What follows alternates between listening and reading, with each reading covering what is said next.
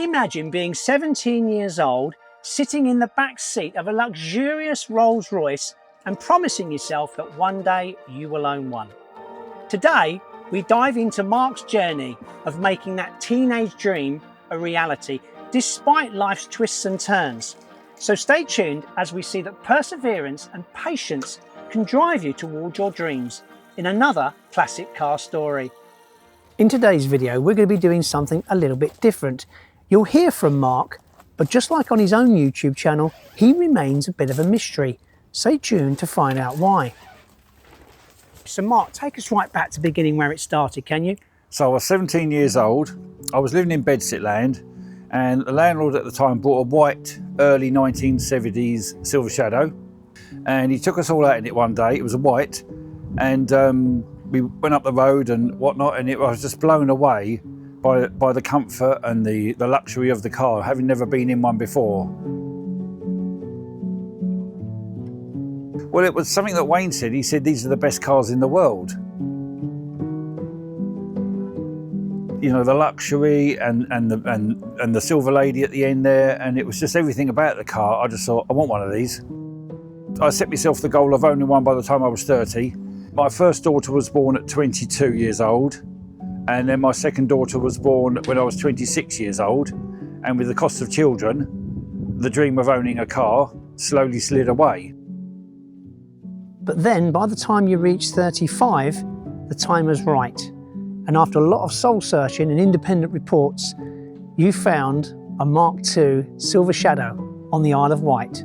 Yes, was over the moon that I'd achieved my goal at the age of 35. It must have been an amazing feeling. Here you are, you've got the car, but the only sad part about it was your dad never actually got you to see it, because he was keen for you to get a Rolls-Royce. He was very keen for me, yeah, because he used to envisage you'd sit in the back and I'd chauffeur him about, and I thought, well, who's paying for the petrol?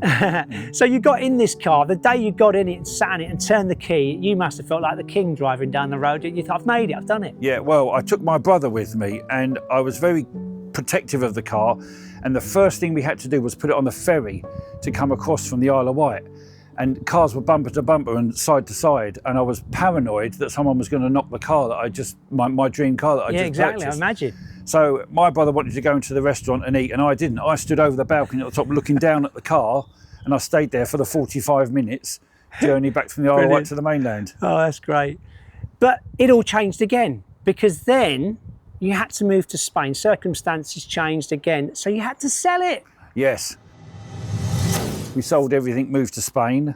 I did consider putting it in storage, but the idea was we went lock, stock and barrel to Spain. And then the minute I sold it, I just knew it was the wrong decision to make. You kept seeing them in Spain? I just kept seeing them in Spain, in England when we came back, and I just kept saying to myself, I should never have sold mine, I should never have sold mine. But it changes again, because then you come back in 2021, and that was your opportunity to get one again, wasn't it? Yes. I ummed and I looked around and I thought, yeah, I've got to have another one. I can't just own one Rolls-Royce in my life. I have to own at least two. And then found this one in Gatwick, round near Gatwick. And this was a local car. The chap from Gatwick bought it from Essex. Then he took it there, and then I bought it back. Oh, brilliant. Okay. And what is it about the Spirit that you love?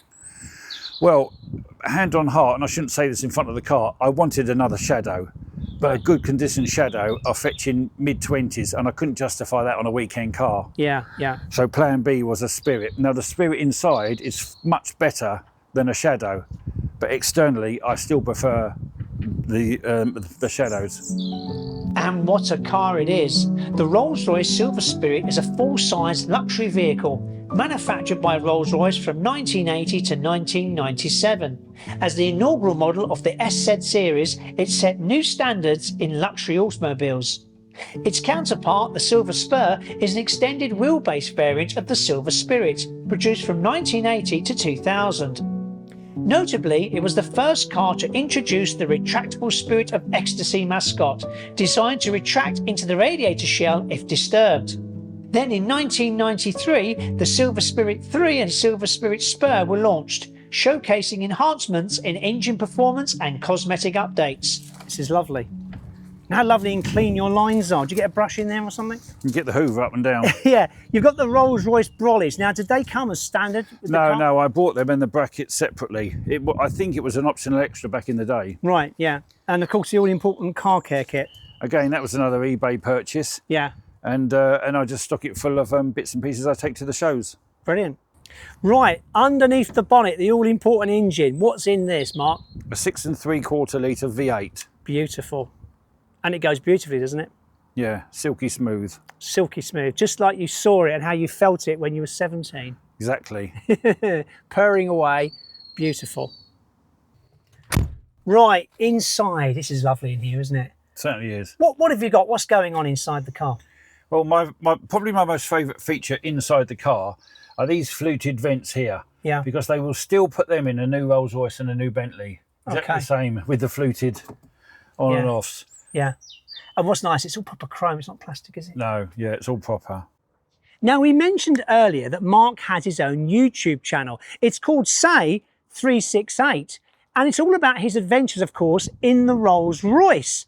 But the unique part about his video is that he never ever appears in them. So let's find out why.